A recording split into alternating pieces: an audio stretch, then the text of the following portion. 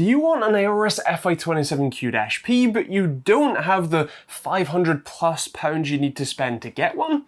Well, you might want to consider this instead. This is the X XRGB27WQ, and it, like the FI27Q-P, is also a 27-inch 1440p 165Hz IPS monitor, but this one has a rather stunning price tag. It did also have a rather shocking issue, but I have a full video on that if you want to catch up.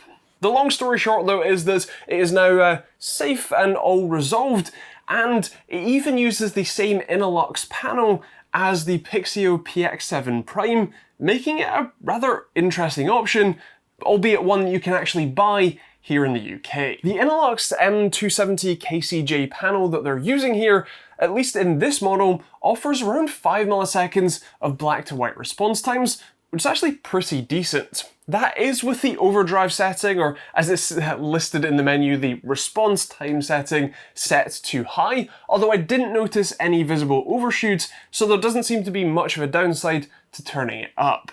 The downside to having that sort of panel and using overdrive to accelerate that change from darker to lighter colours is that it doesn't work the other way around. Going from a lighter colour to a darker one, say white to black, that takes a bit longer, around 10 milliseconds.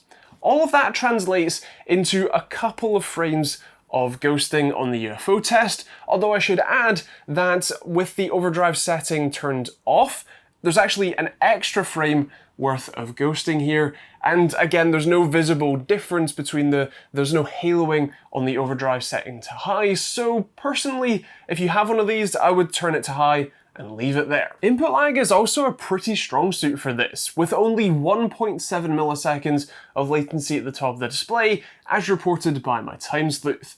That's one of the better results that I've seen. I'll throw up a chart with a few similar monitors so you can see a comparison, but it's only really bested by a couple of other options, and it's definitely up there. I should also mention that the total system input lag measured with NVIDIA's LDAD was around 35 milliseconds in CSGO, which again is a pretty decent result. Those two stats combine to make a pretty decent gaming experience. Sure, it didn't make me a elite pro gamer when trying it out, but I was able to enjoy my experience well enough in pretty much any genre of game you like. Of course, fast-paced FPS games are going to be the sort of litmus test, if you like, for a panel like this, and it performed rather well.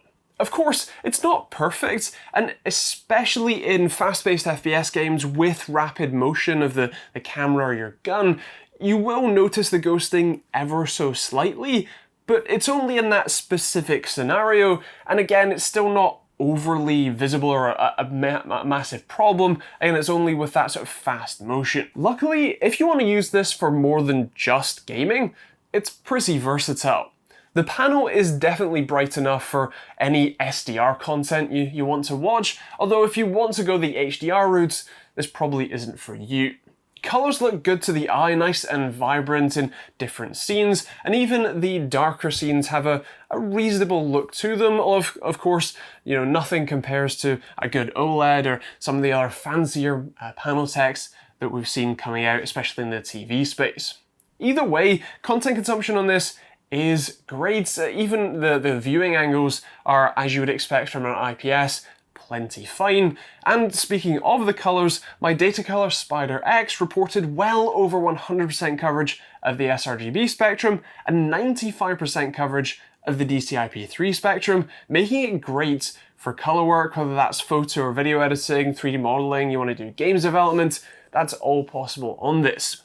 I would say that it did need a calibration to get the colours looking just right, but it's certainly a viable option if that's what you want to do with it. As far as added features go, there isn't too many. You do have effectively a backlight strobing or ultra low motion blur mode in the menu. It's labelled as MPRT or moving picture response time, which I assume is what they enable to get the, I believe, quoted 1 millisecond MPRT response time, which not true, but either way, what it does is cut the brightness in half and gave me a headache instantly so I didn't use that one. You've also got some RGB on the back. Not only some fairly standard RGB strips, but actually a projector that projects the X equals logo onto your wall. And in fact, it doesn't even do it in a sort of standard way.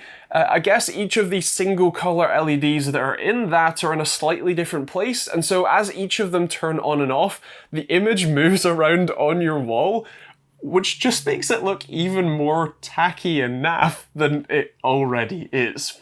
Unfortunately, there doesn't seem to be a way for you to disable that or the RGB strips in the menu, so I guess I hope you don't mind having that shining on your wall. Other than that, that's pretty much it. The stand is pretty basic, you only have tilt adjustment, and that's about it. And the other downside of getting a more budget-friendly monitor is that the fit and finish isn't quite up to the same standard as a big name brand might be instead.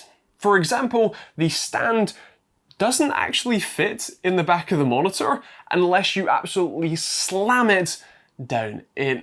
It's actually even worse trying to get it out. You have to wrench the thing out. And the upside of that is that the stand is actually pretty stable. There really isn't much wobble or flex to it, so that's good. But the overall build quality and fit and finish isn't quite perfect. But for just £300, I can forgive all that. For a 27-inch 1440p 165Hz IPS monitor with good performance to boot, that's not a bad price. But there is a catch. Actually, there's two. The first one is the Gigabyte M270Q, a 170Hz, not that it matters, 1440p 170Hz IPS monitor that arguably has a better panel, faster response times, input lag, and colours, and it sells for just £30 more. And it even has a KVM built in if that's something that interests you. But no, I get it, you have £300 to spend and not a penny more. Fair enough. Well, let me introduce you to the second problem. It's called the Acer Vg271up, and it is also a 27-inch 1440p, 144Hz this time, again, still doesn't matter, an IPS monitor, but that one sells for just £290, a full £10 less than this. And while yes, the stand is a little bit floppy and still only has tilt adjustments, it's at least fits into the monitor, has a bit better fit and finish, and also has a menu system that doesn't look like it's straight out of the early 2000s. So the X XRGB27WQ. This is a good monitor. Has a great panel, great performance figures to back it up, and a good gaming experience too, and a reasonable price tag. Unfortunately for them and the current markets, I think it's a little too expensive, especially if they want to entice buyers away from the bigger name brands that they might have already heard of. I think it needs to sell for more like £270 to £280 to get an easy and solid recommendation from me. As it stands, if you end up with one of these, you'll have a good time. But I would only buy one if I can't splash out on the M27Q instead, or get the Acer Vg271up instead as well. But those are my thoughts, and I would love to hear yours in the comments down below. What do you think about this X equals monitor? Is it one you'd pick up yourself, or would you go with something like the M27Q or the Vg271up, or maybe something else entirely different? Feel free to let me know in those comments down below. I will be leaving a link to this monitor in the description. That's not an affiliate link. That will take you to AWD-IT, who are the sellers, the makers of this X equals brand and this monitor. There will also be a load of other links in the description you can check out if you do want to support the channel. There is stuff like Patreon for access to our Money Men Discord chat, or soon to be the YouTube join button next to that subscribe button. You should, if you haven't already anyway, for access to both our Money Men Discord chat and sponsor-free videos. And there are a load of other links down there too, stuff like Amazon Overclock UK affiliate links, VPN options, Humble Bundle, Streamlabs OBS. There's a load of stuff you can check out. Do make sure you check out the other video on this monitor, or actually the previous version of this monitor, to check out the issue and how it was resolved. And other than that, thanks for watching. Hope you enjoyed it. So if you've got any questions, leave those in the comments down below, and we'll see you all in the next video.